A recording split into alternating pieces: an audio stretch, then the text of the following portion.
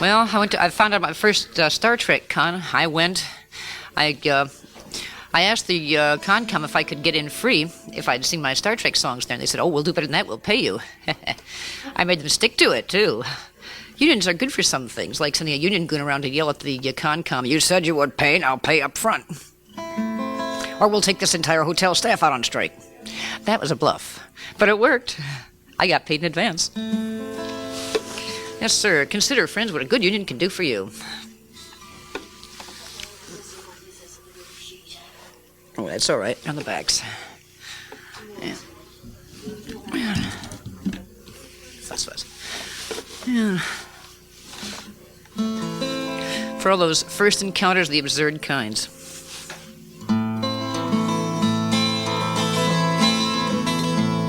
What manner of men are these who fly so free? Not bound to any planet's rules, not tied to flocks and herding tools, not serving country-minded fools, not chained to dust like me. What manner of men are these, well known to stars? Not limited to one tribe's lands, not fed by any one tribe's hands. The mountains where my border stands, confined like prison bars. What manner of men are these who stand alone? In all they do or say to me, the echo of the stars they see confirms that one could be that free. It gnaws me to the bone.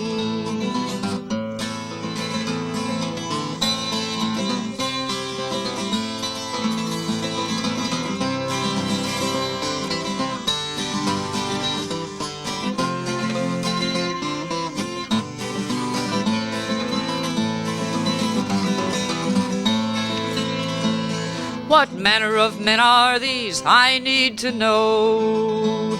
They fill my dreams with wondrous things. They give my soul impatient wings. They show me where their freedom springs, and I am called to go.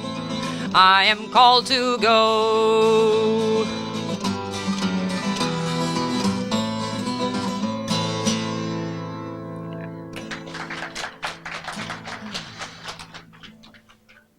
Okay. And, well, okay, I promised I would do this one. Yes, sir, I will. Once a year I'll do this. Honestly, I first wrote this purely and simply to fill up a 7-minute gap on the tape we were making. And,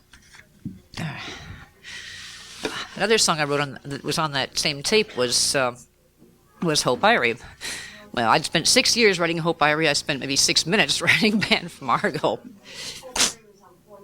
right, and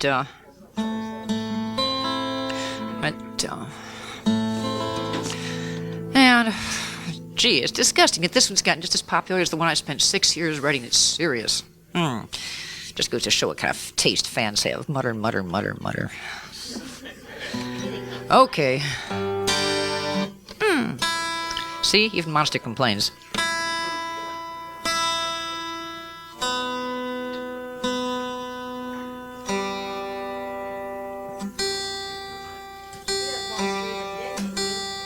Oh, yeah.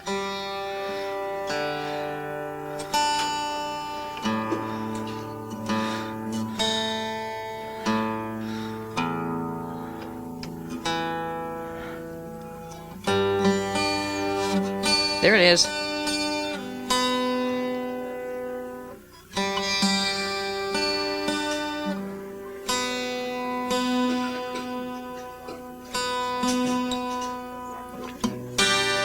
Yeah.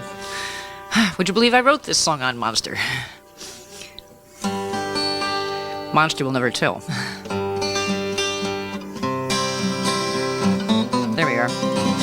All right, you all know the chorus. Join in. Come on, I'm not going to sing this alone. When we pulled into Argo port in need of R&R, the crew set out investigating every joint and bar.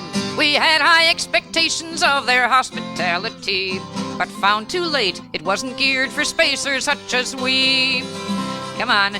Band from Argo, everyone! Band from Argo just for having a little fun. We spent a jolly shore leave there for just 3 days or 4, but Argo doesn't want us anymore. The captain's tastes were simple, but his methods were complex. We found him with 5 partners, each of a different world and sex. The shore police were on the way, we had no second chance. We beamed him up in the nick of time and the remnants of his pants, and we're banned from Argo, everyone. Banned from Argo just for having a little fun. We spent a jolly shore leave there for just 3 days or 4, but Argo doesn't want us anymore. In order of rank, our engineer would yield to none at putting down the brew. He outdrank 7 space marines and a demolition crew.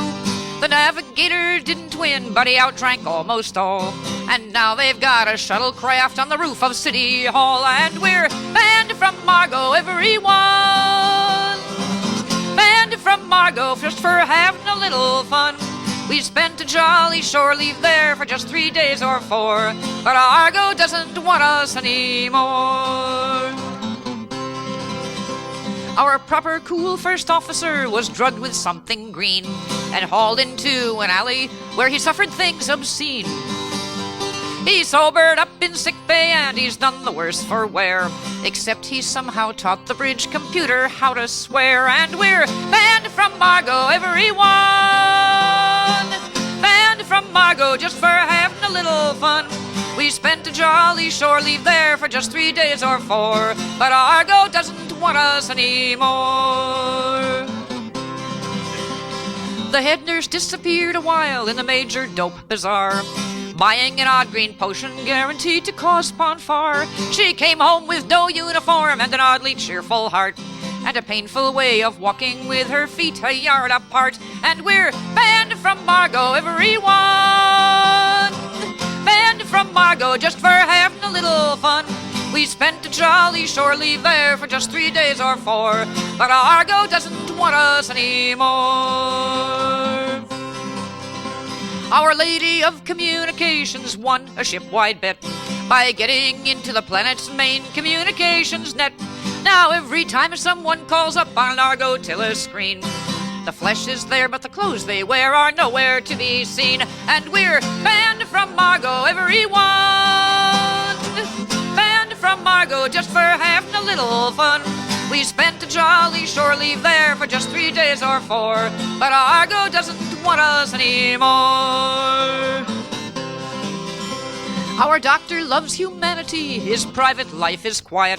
The shore police arrested him for inciting whores to riot. We found him in the city jail, locked on and beamed him free, intact except for hickeys and 6 kinds of VD. And we're banned from Argo, everyone.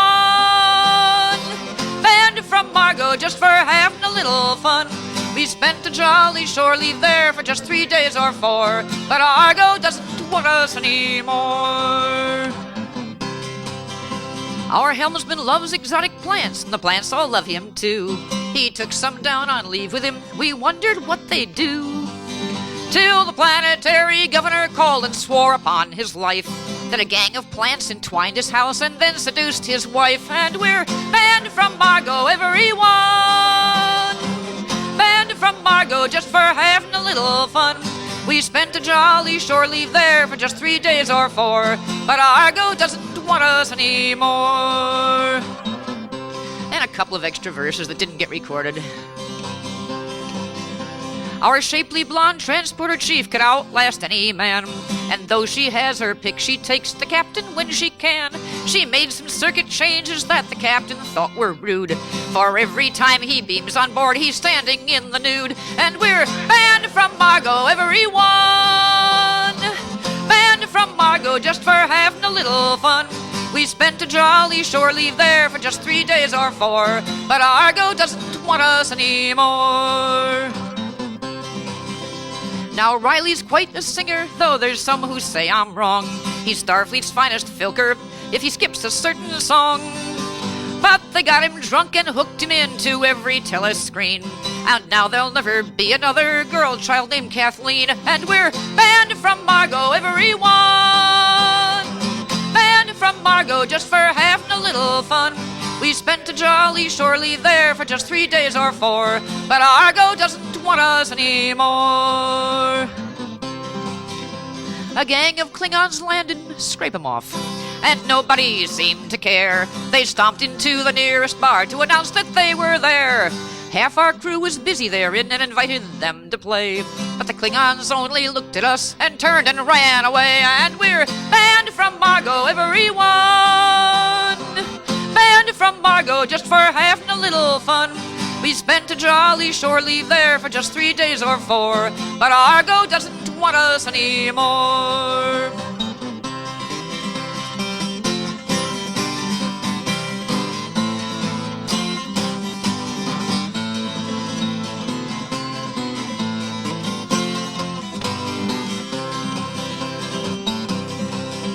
Our crew is Starfleet's finest, and our record is our pride. And when we play, we tend to leave a trail a mile wide. Well, we're sorry about the wreckage, and the riots, and the fuss. But at least we're sure that planet won't be quick forgetting us. And we're banned from Argo, everyone. Banned from Argo just for having a little fun. We spent a jolly shore leave there for just 3 days or 4. But Argo doesn't want us anymore. Wonder why. Nice harmony.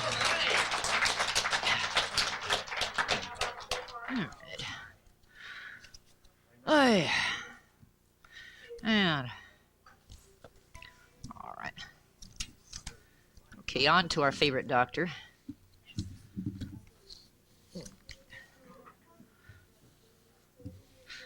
I always figured Bones was one of the more interesting characters in the crew. They could have done a little more with his background.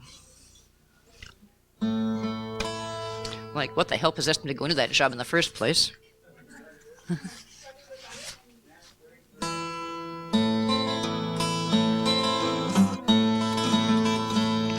Oh, I could have worked on a research staff. I could have been stationed on the sea.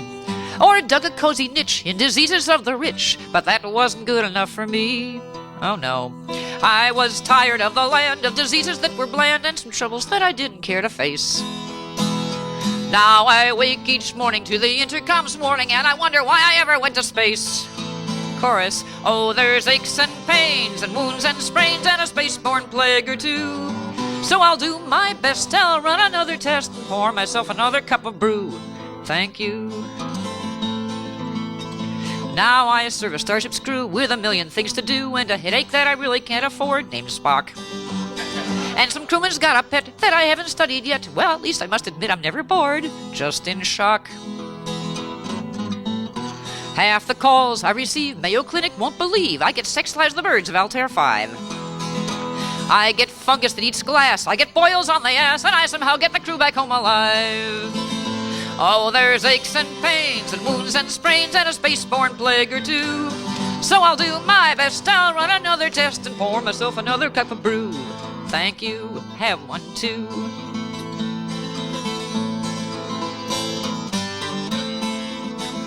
I get psychos running loose, I get ailing vegan moose and hallucinogenic mists upon the breeze. Try that. I get viral plagues from Mars and neurotics from the stars. Tell me, what am I supposed to do with these? But when the battle's won, when the rush and worry's done, that's Chekhov. And I've got some time to wonder why I'm here. When I weigh the life that's mine against the one I left behind, what the hell, I guess I'll stick another year. Sign my contract. Oh, there's aches and pains and wounds and sprains and a spaceborne plague or two. So I'll do my best, I'll run another test and pour myself another mug of brew. Thank you, have one too, don't mind if I do.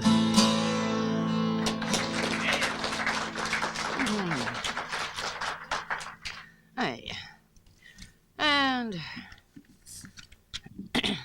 a small, and a case of, well, the engineer's main, as well as the doctors, until they found a way to get rid of the critters. With the help of a handy Klingon or two. A song of warning against the dangers of small fuzzy things.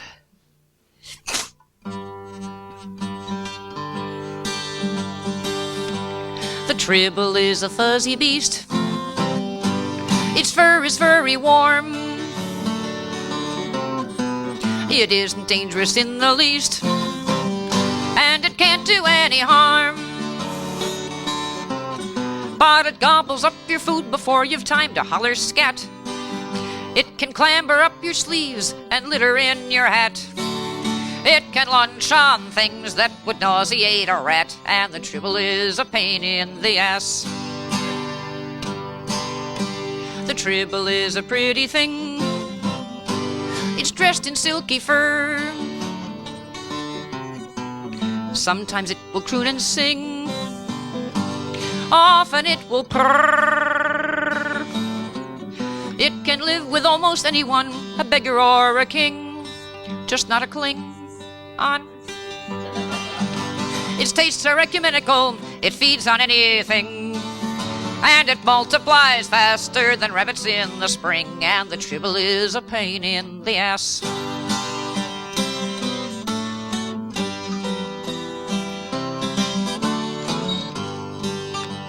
Squeak! The Tribble makes a lovely pet. It's full of love and fun. But what we haven't mastered yet is to keep 'em down to one. So if you meet a Tribble, better leave it on the ground. Don't ever take it with you, no matter where you're bound. It becomes a dozen Tribbles before you can turn around. And the Tribble is a pain, a jolly food drain. Oh, the Tribble is a pain in the ass. Queep!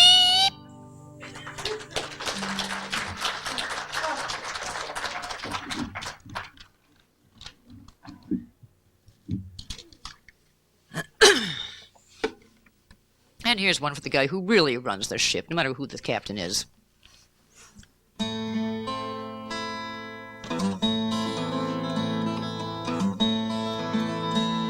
O Lord, thou hast made this world the shadow of a dream, and taught by time I treat it so, except for the ion stream. From coupler flange to spindle guide I see thy hand, O God, predestination in the stride of yon connecting rod.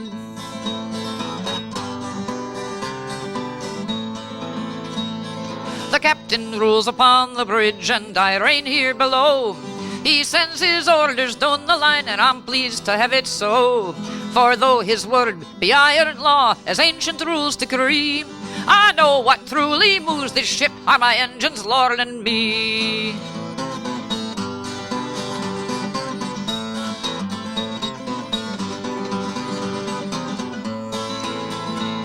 I know thy seas are very, very wide, and the ship in truth is small, and those who dwell within her hide I care for one and all. Their safety rests upon my skill, their lives are in my hand. I take it for a sacred trust, and they rarely understand.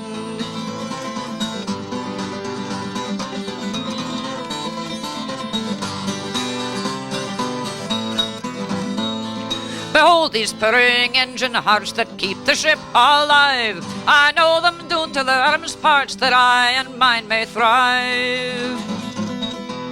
And fools they be who fail to see why I hold my engines dear, for the engine room is a temple raised to the god of the engineer.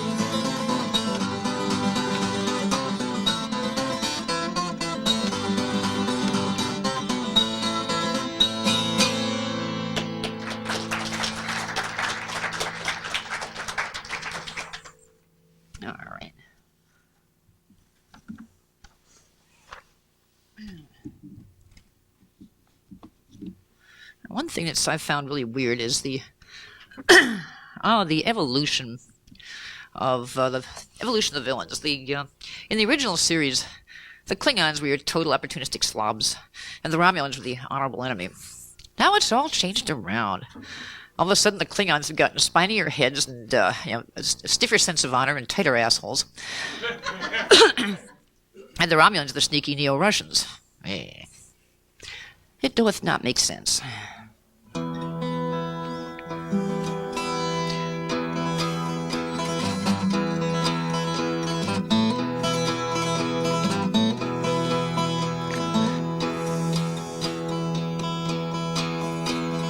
God of my ancestors, guide my hands here on the borders of our sky, guarding beyond our known homelands. Give me the strength to fight and die. Somewhere beyond these ranks of stars fly strange ships of our alien foe, armed with knowledge that is not ours, steered by ethics we do not know.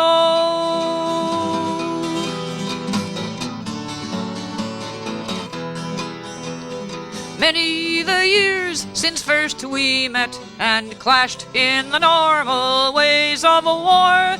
They could have conquered, they might yet.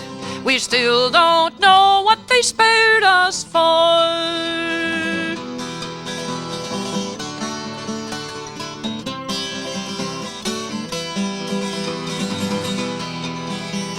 Fiercely their strong ships beat us back, yet all they asked was that war should cease. Cunning and courage they do not lack.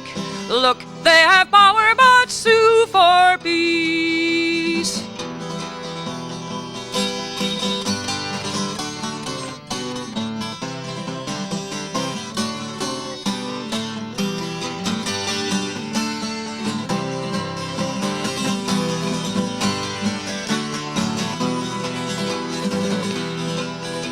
And so we watch on the border here for unknown dangers beyond our sky, in unadmitted but constant fear.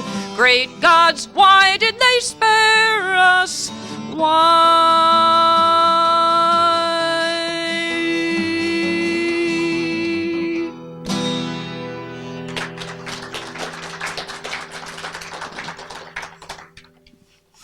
Yeah, I like the old style Romulans. Could have been treated better. Okay. Hold still, hold still. Working these things around. You see, I keep my Trek songs on two sides of these paper sheets, and this makes for problems. And sorting them out. All right. Okay, we all know the real reasons why Captain Kirk always got the girl and then gave her up at the end of the episode. It's because the producers told the scriptwriters keep them unattached, right? Right, okay. But, okay, the fun of getting the girl and then having to leave her must get kind of wearing on a guy after a while. I mean, you'd think that after a year or so of this, you'd kind of get tired of, okay, who's the screw of the week this year, this time? Pity, I wanted to keep that one, you know? It would get kind of wearing. So I wrote this from a slightly more human point of view than the scriptwriters gave Captain Kirk.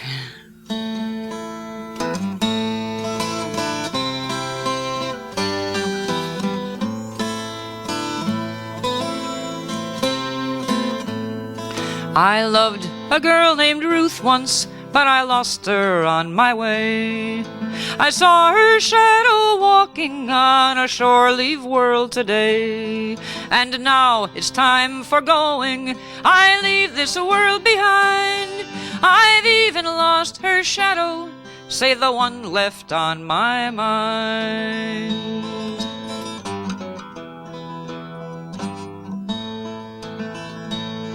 I loved dark Miramani on a world called Paradise. I dreamed away a season there, my years drowned in her eyes. All duty was forgotten, all thought of death denied.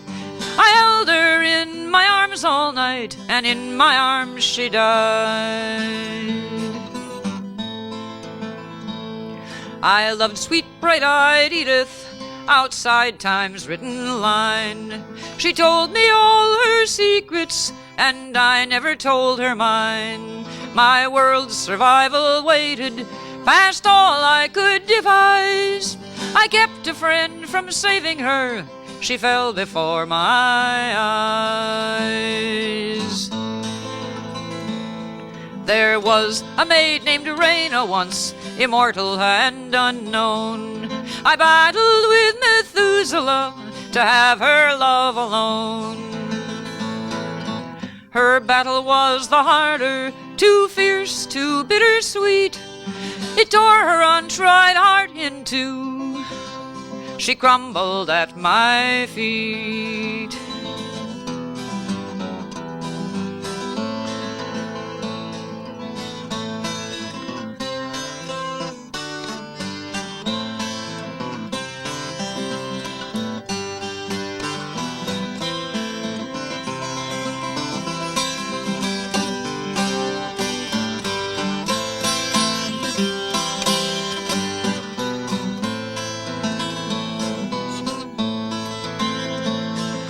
I love them and I lose them, and too many times they die. I come home broken-hearted, and back to my stars I fly. My steel and star drive lady, I keep no love but you. And when this mission's over, I suppose you'll leave me too. I guess you'll leave me too.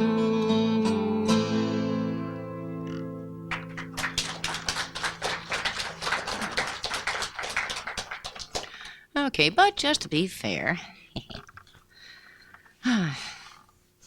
Okay, so the Enterprise never met anybody or anything they couldn't deal with, right? Yeah. Well, I got something to say about that. I wrote this song in honor of the oldest member of my old labor union, the IWW. He died shortly after the first album had this song on it was printed. At the age of at least 96, we weren't too sure. But this is, yes, dedicated to the world's third oldest profession, the labor union organizer.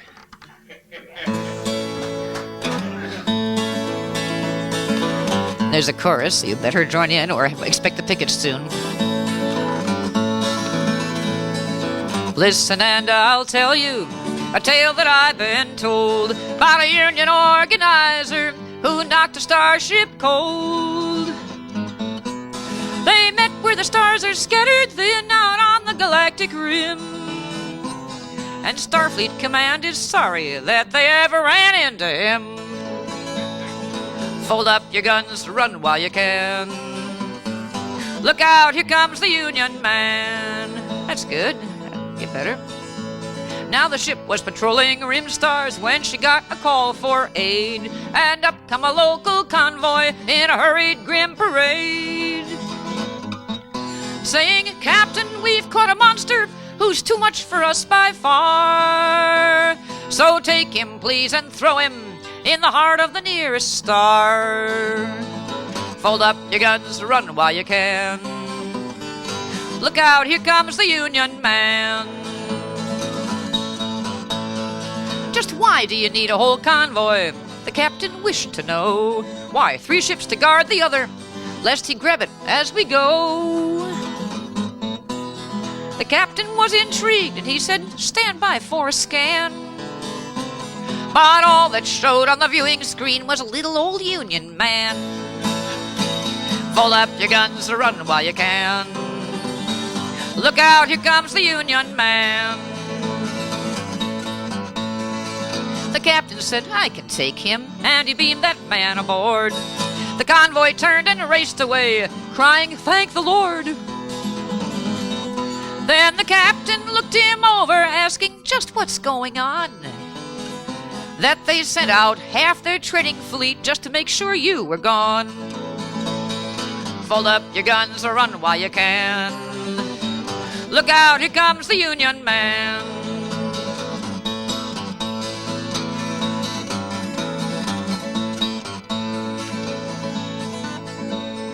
The little old man just chuckled, saying, "Captain, don't you know, my job is organizing wherever I may go.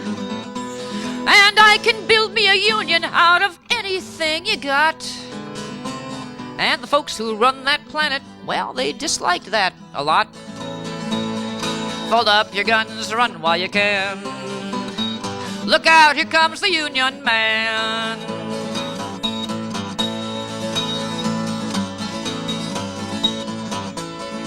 I first organized the laborers, then I unionized the clerks. Then I organized the robots who staff the atomic works. And you should have seen their picket lines. But when I organized the milk cows and led them out on strike, well, you can guess what official reaction to that was like. Yeah! Fold up your guns, run while you can. Look out, here comes the Union Man.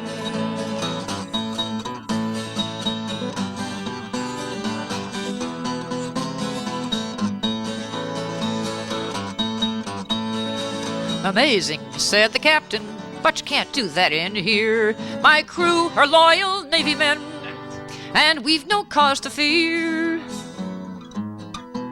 But he heard the old man saying as he walked out the door, Captain, you know, there have so been Navy unions before.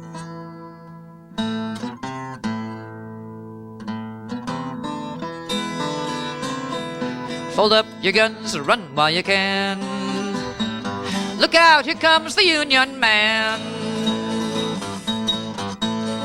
Well, the captain soon forgot him, setting course for Starbase 5. Big mistake. For all he saw, the Union Man might never have been alive. Till a troubled ensign asked him, "Is it true, sir, what they say? That we've got high hazard duty without high hazard pay?"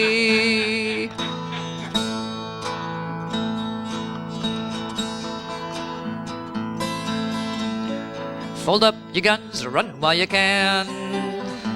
Look out, here comes the Union Man. Well, the captain couldn't answer except to say it's true. Starfleet could pay you better, but there's not much I can do. But when he woke up next morning, he found out what morale was like.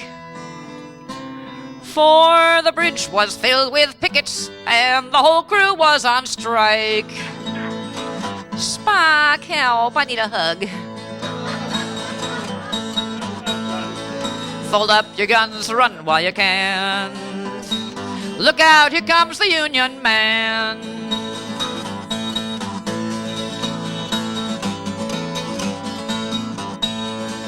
The Union Man walked up and said, "I'm sorry to trouble you, but your ship is now a job shop." You can see it coming. Of the IWW. We sent our demands to Starfleet Command, and they said they'll grant us none. So we're just gonna keep on sailing until this strike is won. Fold up your guns, run while you can.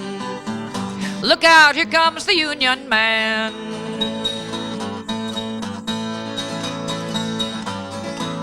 And it gets worse. Now further, we've decided to run this co-op style, giving everyone experience at each other's jobs a while. Now we like you too much to dump you at the first starbase we see, but we voted you to the galley and this week's command to me. Fold up your guns, run while you can. Look out, here comes the Union Man.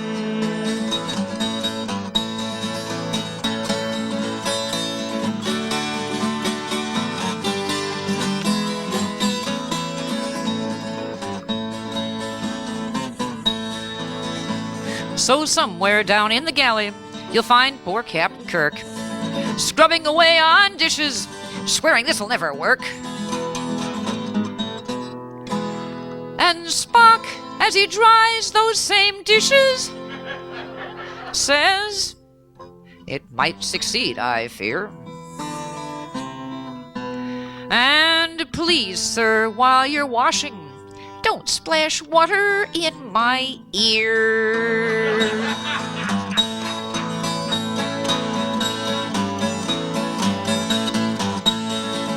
Fold up your guns, run while you can. Look out, here comes the Union Man. Look out, here comes the Union Man.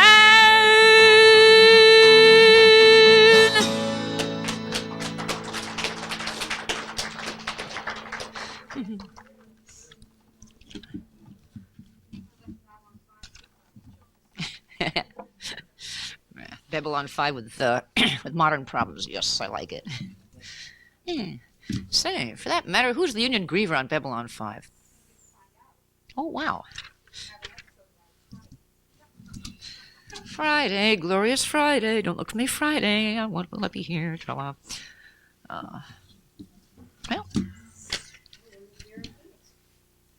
yeah.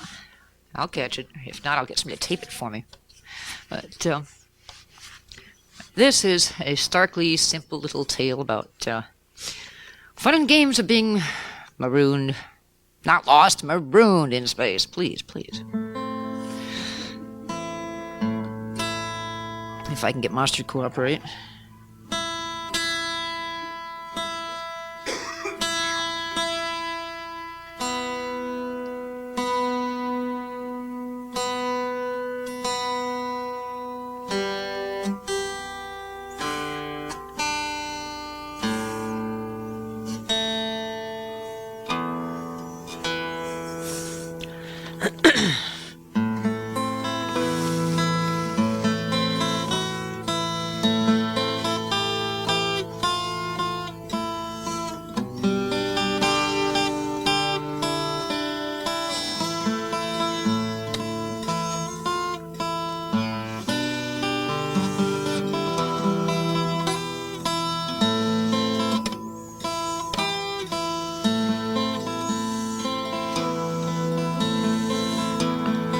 Field of night, flowers bright, none spell safety in my sight.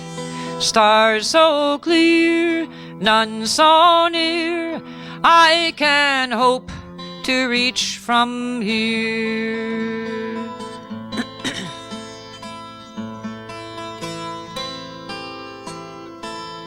Ship destroyed, asteroid, there's my beacon in the void. No reply from the sky. Wait in hope or wait to die.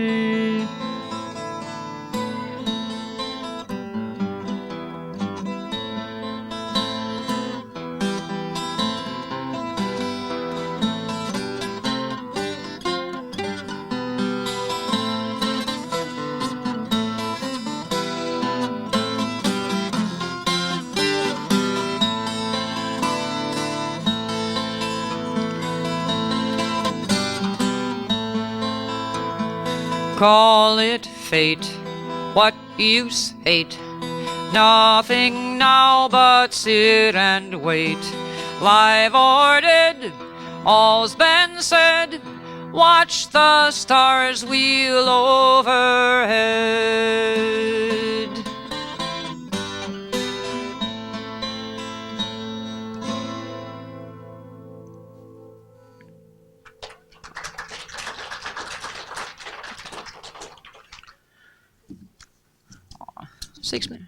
I can do better than that. Mutter, mutter. Okay. I almost never write love songs. I mean, it strikes me as just too damn mushy, and there's too damn many of them, and I'm sick to death of the damn things. But, well, I got challenged to write one honest-to-God love song in a science fiction setting. So I said, okay, I can think of one. Star Trek, yeah. And here's the result. And the cute part is that except for just one line, which you could almost miss. And gee, this could be an ordinary C&W song now, couldn't it?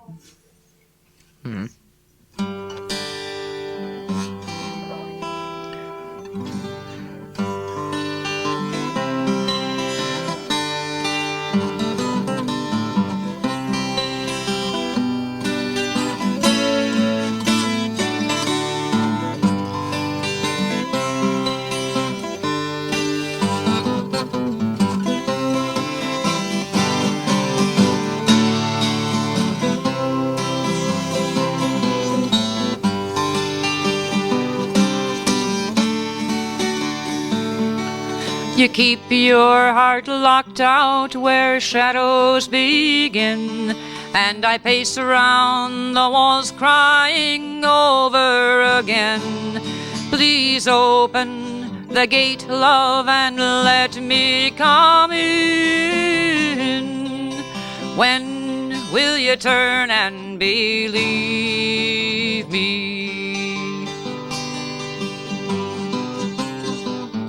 I've seen you as lonely as the stars where we fly, though you never admit you're as lonely as I, or that words from the heart are not always a lie. When will you turn and believe me? When will you turn and believe what I offer you? I can't stop loving for all you deny. Not all the stars can undo that reality. When will you turn and believe me?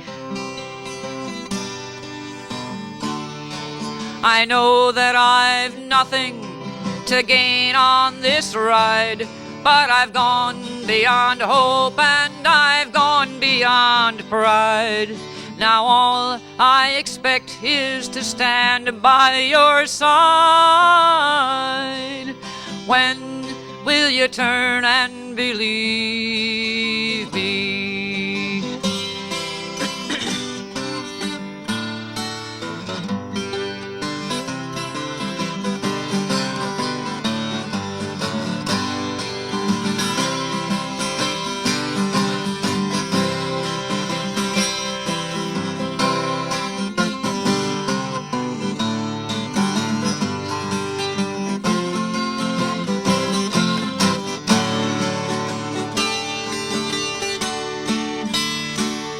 Our worlds are as different as truth from a dream, as our blood that mismatches in scarlet and green.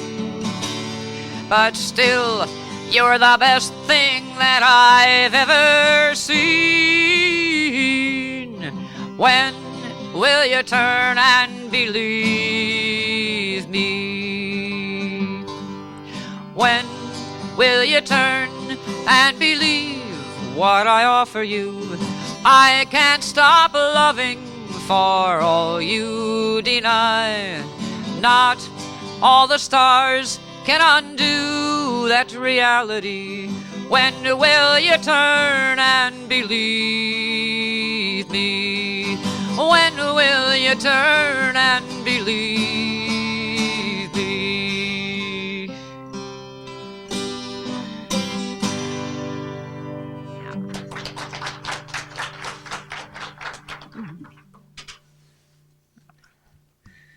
I'll give you a minute to turn that over. Okay, there's all right, one from the movies. Okay.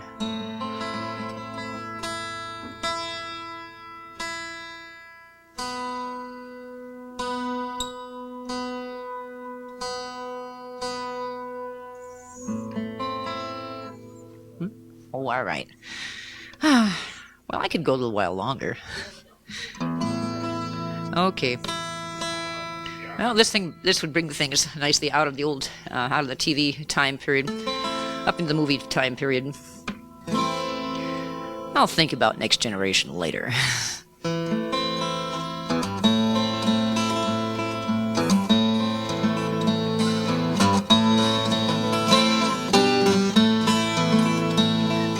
Where do you go when you throw your life away? All I can see is a wall between me and yesterday. My ship's gone down and my son is dead. There's a charge of mutiny on my head. Oh, I blew it to hell today. But what could I do when I knew a chance remained? That for all the cost, the friend I lost could be regained. So I stole my ship and I stole my crew, and I guess I dragged them down with me too.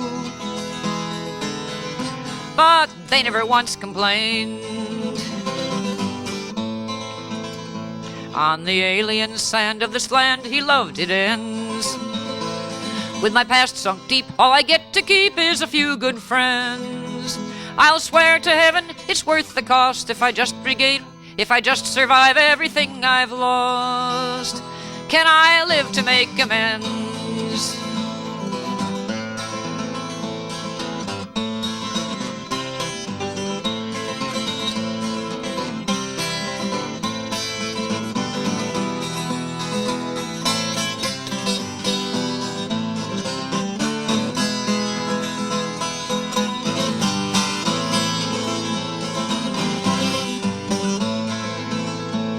But the night is gone and the dawn has come since then.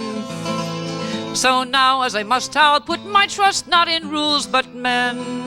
I've captured an enemy ship and more. I saved my friend and I won my war. Ah, hell, I'd do it again. So hang me, Starfleet.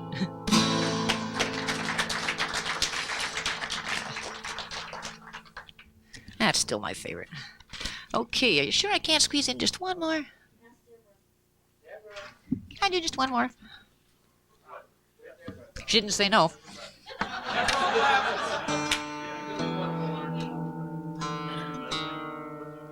Oh, can I do one more?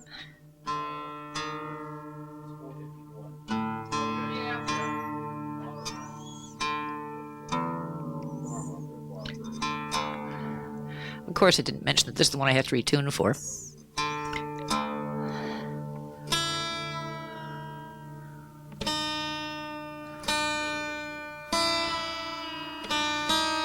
I especially like this one because, well, it's about my favorite Star Trek character, Spock, of course. The first TV character to come along in donkey's years who actually made logic look sexy. Also, the words are mine, but the tune is mine, but the words are out of Kipling, which makes it a double whammy filk.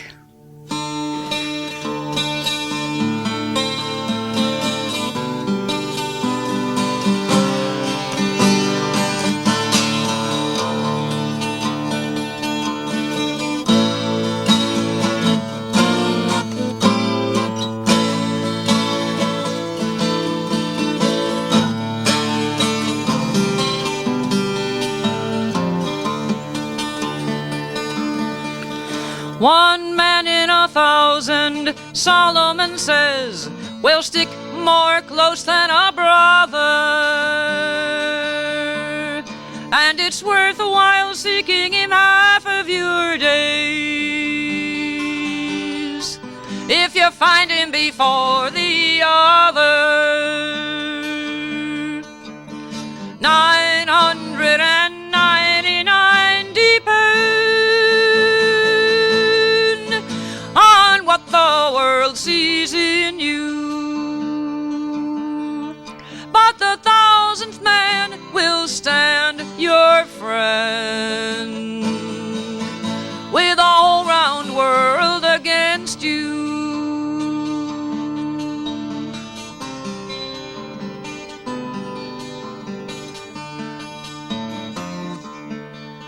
But if he finds you, or if you find him, the rest of the world won't matter, for the 1,000th man will sink or swim with you in any water. 999 of them cold, for silver and gold in their dealings, but the 1,000th man, he's worth them all, because you can show him your feelings.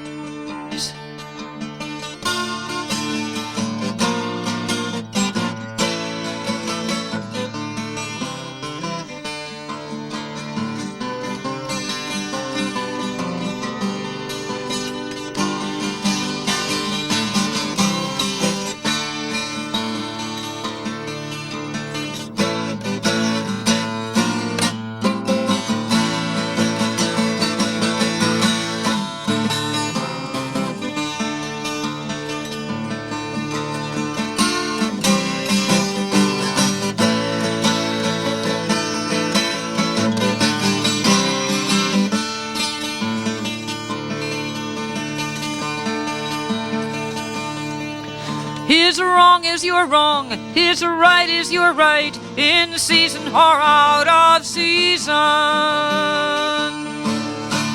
Stand up and back it in all men's sight, with that for your only reason. 999 can't find the shame or the mocking or laughter, but the 1000th man will stand by your side to the foot of the gallows.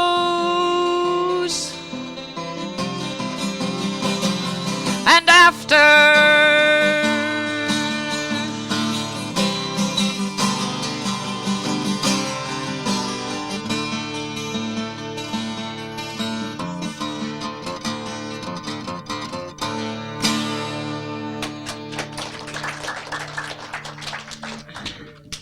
Thank you and good luck.